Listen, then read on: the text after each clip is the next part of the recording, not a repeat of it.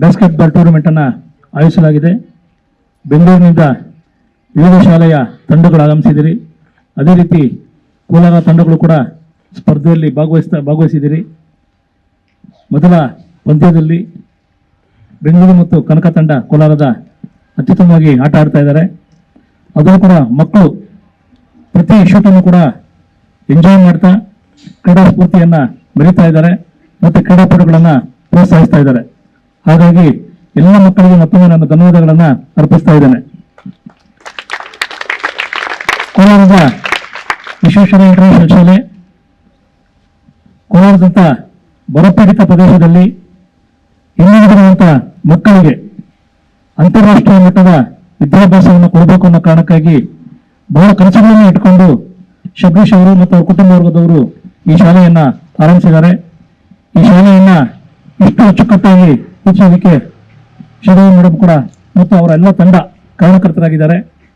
ಇವತ್ತು ಕೋಲಾರದಲ್ಲಿ ಬಾಸ್ಕೆಟ್ಬಾಲ್ ಟೂರ್ನಮೆಂಟನ್ನು ತಮ್ಮ ಶಾಲೆಯ ಮಕ್ಕಳಿಗೆ ಪರಿಚಯ ಆಗಲಿ, ತಮ್ಮ ಶಾಲೆಯ ಮಕ್ಕಳು ಕೂಡ ಅತ್ಯುತ್ತಮ ಬಾಸ್ಕೆಟ್ಬಾಲ್ ಕ್ರೀಡಾಪಟುಗಳಾಗಲಿ ಅನ್ನೋ ಕಾರಣಕ್ಕಾಗಿ ಇವತ್ತು ಈ ಟೂರ್ನಮೆಂಟನ್ನು ಆಯೋಜನೆ ಮಾಡಿರುವಂಥದ್ದು ತುಂಬಾ ಅಭಿನಂದನೆ ಅಂತ ಹೇಳಕ್ಕೆ ಇಷ್ಟಪಡ್ತೇನೆ. ಇವತ್ತು ಕೋಲಾರ ಮತ್ತು ಬಾಸ್ಕೆಟ್ಬಾಲ್ಗೆ ತುಂಬ ಸುದೀರ್ಘವಾದ ಸಂಬಂಧ ಇದೆ. ಸುಮಾರು 50 ವರ್ಷಗಳಿಂದ ಕೋಲಾರದಲ್ಲಿ ಬಾಸ್ಕೆಟ್ಬಾಲ್ ಆಟವನ್ನು ಆಡ್ತಾ ಇದ್ದಾರೆ. ಅನೇಕ ಹಿರಿಯರು ರಾಜ್ಯ ಮತ್ತು ರಾಷ್ಟ್ರೀಯ ಪಂದ್ಯಗಳಲ್ಲಿ ಕೋಲಾರ ಮತ್ತು ಕರ್ನಾಟಕ ಮತ್ತು ಭಾರತವನ್ನ ಕೋಲಾರದಿಂದ ಸ್ಪರ್ಧಿಸಿದ್ದಾರೆ. ಇವತ್ತಿಗೂ ಸಹ ಕರ್ನಾಟಕದ ಯಾವುದೇ ಪ್ರತಿಷ್ಠಿತ ತಂಡದಲ್ಲಿ ಕೋಲಾರದ ಇಬ್ಬರಾದರೂ ಕೂಡ ಆಟಗಾರರು ಇರುವಂತಹ ಹೆಸರಂತ ಖ್ಯಾತಿ ಕೋಲಾರಕ್ಕಾಗಿದೆ. ಇವತ್ತು ಖೇಲೋ ಇಂಡಿಯಾ ಕೇಂದ್ರ ಸರ್ಕಾರ ಕೋಲಾರ ಜಿಲ್ಲೆಯ ಕ್ರೀಡೆಯಾಗಿ ಬಾಸ್ಕೆಟ್ಬಾಲ್ ಅನ್ನ ಆಯ್ಕೆ ಮಾಡಿಕೊಂಡರು ಕೂಡ ಆ ಕೋಲಾರ ಮತ್ತು ಬಾಸ್ಕೆಟ್ಬಾಲ್ ಇರುವಂತಹ ಸಂಬಂಧವನ್ನ ಎತ್ತಿ ಹಿಡಿದಿದೆ. ಆ ಹಿನ್ನೆಲೆಯಲ್ಲಿ ಇವತ್ತು ವಿಶ್ವೇಶ್ವರಯ್ಯ ಕ್ರೀಡಾಂಗಣ ವಿಶ್ವೇಶ್ವರಯ್ಯ ಇಂಟರ್ನ್ಯಾಷನಲ್ ಶಾಲೆಯವರು ಇವತ್ತು ಬಾಸ್ಕೆಟ್ಬಾಲ್ ಅನ್ನ ಪ್ರೋತ್ಸಾಹಿಸುವುದಕ್ಕಾಗಿ ಮತ್ತು ತನ್ನ ಮಕ್ಕಳಿಗೆ ಪರಿಚಯಿಸಕ್ಕಾಗಿ ಈ ಕ್ರೀಡಾಕೂಟವನ್ನು ಆಯೋಜನೆ ಮಾಡುವಂಥದ್ದು ತುಂಬಾ ಮತ್ತೊಮ್ಮೆ ಧನ್ಯವಾದಗಳನ್ನು ಅರ್ಪಿಸ್ತಾ ಈ ಕ್ರೀಡಾಕೂಟದಲ್ಲಿ ಭಾಗವಹಿಸಿದಂತ ಎಲ್ಲ ತಂಡಗಳಿಗೂ ಶುಭವಾಗಲಿ ಮತ್ತು ಎಲ್ಲ ಆಟಗಾರರು ಕೂಡ ಅತ್ಯಂತ ಸುರಕ್ಷಿತವಾಗಿ ಹೊಂದಾಣಿಕೆಯಿಂದ ಸ್ಫೂರ್ತಿದಾಯಕವಾಗಿ ಕ್ರೀಡಾ ಸ್ಫೂರ್ತಿಯನ್ನು ಮೆರೆದು ಆಟವನ್ನು ಆಡಲಿ. ಎಲ್ಲ ಕ್ರೀಡಾಪಟುಗಳಿಗೂ ಶುಭವಾಗಲಿ. ಪ್ರತಿಯೊಬ್ಬರು ಕೂಡ ಬಹಳ ಚೆನ್ನಾಗಿ ಆಟವನ್ನು ಆಡಿ ಮಕ್ಕಳಿಗೆ ಸ್ಫೂರ್ತಿಯಿಂದ ತುಂಬಿ ಅಂತ ಹೇಳ್ತಾ ನಾನು ಮಾತನ್ನು ಮುಗಿಸ್ತೀನಿ. ನಮಸ್ಕಾರ. ಕ್ರೀಡಾಕೂಟ ಕಾರ್ಯಕ್ರಮಕ್ಕೆ ಆಗಮಿಸಿರುವ ನಮ್ಮ ಹಿತೈಷಿಗಳು ಹಾಗೂ ನಮ್ಮ ಸ್ನೇಹಿತರು, 3-4 ಡೆಸಿಗ್ನೇಷನ್ ಇದೆ ನಮ್ಮ ಗಣೇಶನ್ ಅವ್ರದ್ದು, ಉದಯವಾಣಿ ಪ್ರೆಸ್ ರಿಪೋರ್ಟರು ಹಾಗೂ ಸೇವಾದಳ ಜಿಲ್ಲಾಧ್ಯಕ್ಷರು ಮತ್ತು ಜಿಲ್ಲಾ ಪತ್ರಕರ್ತರ ಸಂಘದಲ್ಲಿ ಮತ್ತು ರಾಜ್ಯ ಮಟ್ಟದ ಪತ್ರಕರ್ತರ ಸಂಘದ ಕಾರ್ಯದರ್ಶಿಗಳು ನಮ್ಮ ಗಣೇಶನವರು ಇವತ್ತು ಬೆಳಿಗ್ಗೆ ಅಷ್ಟೇ ನಾನು ಹೇಳಿದ್ದು, ಅಣ್ಣ ಈ ರೀತಿ ಕಾರ್ಯಕ್ರಮ ಇಟ್ಕೊಂಡಿದ್ದೀವಿ ನಾವು, ದಯವಿಟ್ಟು ತಾವು ಬರಬೇಕು ಅಂತ ಹೇಳಿಬಿಟ್ಟು. ಆಗ ಯಾವುದೇ ಒಂದು ನಮ್ಮ ಕಾರ್ಯಕ್ರಮಗಳಿಗೆ ಯಾವುದೇ ಇರಲಿ, ಏನೇ ಇರಲಿ, ಎಂಥದೇ ಇರಲಿ, ಸ್ಪೋರ್ಟ್ಸಲ್ಲಿರಲಿ ಇಲ್ಲ ಬೇರೆ ಯಾವುದೇ ಆ್ಯಕ್ಟಿವಿಟೀಸ್ ಯಾವುದಾದ್ರೂ ಇರಲಿ, ನಮ್ಮ ಗಣೇಶನವರ ಸಹಕಾರ ಮತ್ತು ಅವರ ಪ್ರೆಸೆನ್ಸು ಯಾವತ್ತೂ ಇದ್ದೇ ಇರ್ತದೆ.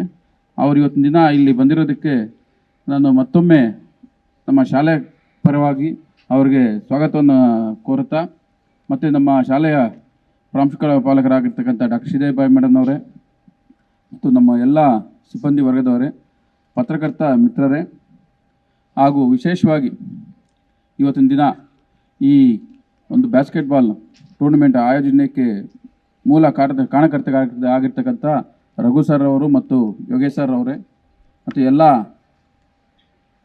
ಬೆಂಗಳೂರಿಂದ ಮತ್ತು ಕೋಲಾರದಿಂದ ಆಗಮಿಸಿರುವ ಎಲ್ಲ ಕ್ರೀಡಾಪಟುಗಳೇ ಮತ್ತು ಮಕ್ಕಳೇ, ಏನಿವತ್ತು ಈ ಕಾರ್ಯಕ್ರಮ ಮಾಡಿರತಕ್ಕಂಥ ಮೂಲ ಉದ್ದೇಶ ಏನಂತ ಹೇಳಿದ್ರೆ, ಮಕ್ಕಳಿಗೂ ಒಂದು ಒಳ್ಳೆಯ ಒಂದು ಚಾನ್ಸ್ ಸಿಗಲಿ ಆಡಲಿಕ್ಕೆ ಅಂತ ಒಂದು. ಮತ್ತೊಂದು ಏನಂದರೆ, ನಮ್ಮ ಶಾಲೆಯ ಮಕ್ಕಳು ಇನ್ನೂ ಹೆಚ್ಚಾಗಿ ಕ್ರೀಡೆಯ ಸ್ಫೂರ್ತಿಯನ್ನು ತಗೋಬೇಕು. ಈ ಒಂದು ಮಕ್ಕಳ ಆಡೋದನ್ನು ನೋಡಿ ಎಲ್ಲ 9th 8th 9th ಮಕ್ಕಳು ಬಂದಿರೋದು ಬೆಂಗಳೂರಿಂದ ಅಲ್ವಾ? ಹೌದಲ್ಲ? 8th ಇದ್ದಾರೆ, 9th ಇದ್ದಾರೆ. ಈ ಒಂದು ಕ್ಲಾಸ್ ಮಕ್ಕಳನ್ನ ನೋಡಿ ನಮ್ಮ ಸ್ಕೂಲಲ್ಲಿ ಕೂಡ ಆ ಮಕ್ಕಳು ಈ ಮಕ್ಕಳನ್ನೆಲ್ಲ ನೋಡಿ ಕಲೀಲಿ ಅಂತ ನಮ್ಮ ಮಕ್ಕಳು, ನಾನು ನಮ್ಮ ಪ್ರಿನ್ಸಿಪಾಲ್ ಮೇಡಮ್ ಅವರು ಮಾತಾಡ್ಕೊತಾ ಇದ್ವಿ. ಈ ಒಂದು ಹೈಟ್ ಯಾರೂ ಇಲ್ಲ, ಬೆಂಗಳೂರು ಮಕ್ಕಳು ಬಂದಷ್ಟು ಹೈಟ್ ನಮ್ಮ ಮಕ್ಕಳು ಯಾರೂ ಇಲ್ಲ. ಆದ್ದರಿಂದ ಅವರು ಇದೇ ರೀತಿ ಬ್ಯಾಸ್ಕೆಟ್ ಬಾಲ್ ಆಡಿದ್ರೆ ತಾವೆಲ್ಲರೂ ಹಿಂಗೆ ಹೈಟ್ ಆಗ್ತೀರಾ. ತಿಳ್ಕೊಳ್ಳಿ ಮಕ್ಕಳೇ, ಇವತ್ತು ನಾವು ಮೂಲ ಉದ್ದೇಶ ಏನಂತ ಹೇಳಿದ್ರೆ ತಾವೆಲ್ಲ ಈ ಕ್ರೀಡಾಪಟುಗಳು ಆಡೋದನ್ನ ನೋಡ್ತಾ ಅದನ್ನ ಎಂಜಾಯ್ ಮಾಡ್ತಾ ತಾವು ಕೂಡ ಸ್ಫೂರ್ತಿಯನ್ನು ತಗೊಂಡು ತಾವು ಕೂಡ ಮುಂದಿನ ದಿನಗಳಲ್ಲಿ ಒಳ್ಳೆ ಒಂದು ಕ್ರೀಡೆಯಲ್ಲಿ ಭಾಗವಹಿಸಿ ಒಂದು ಒಳ್ಳೆಯ ಕೀರ್ತಿಯನ್ನು ತಮ್ಮ ಶಾಲೆಗೆ, ತಮ್ಮ ಮನೆಗೆ, ತಮ್ಮ ಊರಿಗೆ, ತಮ್ಮ ರಾಜ್ಯಕ್ಕೆ ಎಲ್ಲದಕ್ಕೂ ರೆಪ್ರೆಸೆಂಟ್ ಮಾಡುವಂಥ ಅವಕಾಶ ಈ ಒಂದು ಸ್ಪೋರ್ಟ್ಸಲ್ಲಿ ಸಿಗುತ್ತೆ. ನಮ್ಮ ದೇಶವನ್ನು ರೆಪ್ರೆಸೆಂಟೇಟ್ ಮಾಡುವಂಥ ಒಂದು ಅವಕಾಶ ನಿಮಗೆ ಸಿಗುತ್ತೆ. ಆ ಒಂದು ಅವಕಾಶನ ತಾವು ಕ್ರೀಡೆಯಲ್ಲಿ ತೊಡಸ್ಕೊಂಡು ಆಟ ಆಡ್ತಾ ತಾವು ಗಿಟ್ಸ್ಕೋಬೇಕು.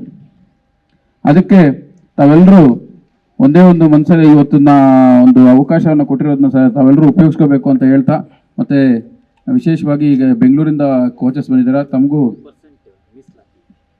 ತಮಗೂ ಧನ್ಯವಾದಗಳನ್ನ ಹೇಳ್ತಾ, ಮತ್ತು ಇನ್ನೊಂದು ವಿಶೇಷವಾಗಿ ಒಂದು ಕ್ರೀಡೆಯಲ್ಲಿ ಭಾಗವಹಿಸಿದ್ರೆ ನಮಗೆ ಓದು ಕಷ್ಟ ಆಗುತ್ತೆ ಅನ್ನೋದನ್ನ ಮನಸ್ಸಲ್ಲಿ ಏನು ಇಟ್ಕೊಬೇಡ್ರಿ.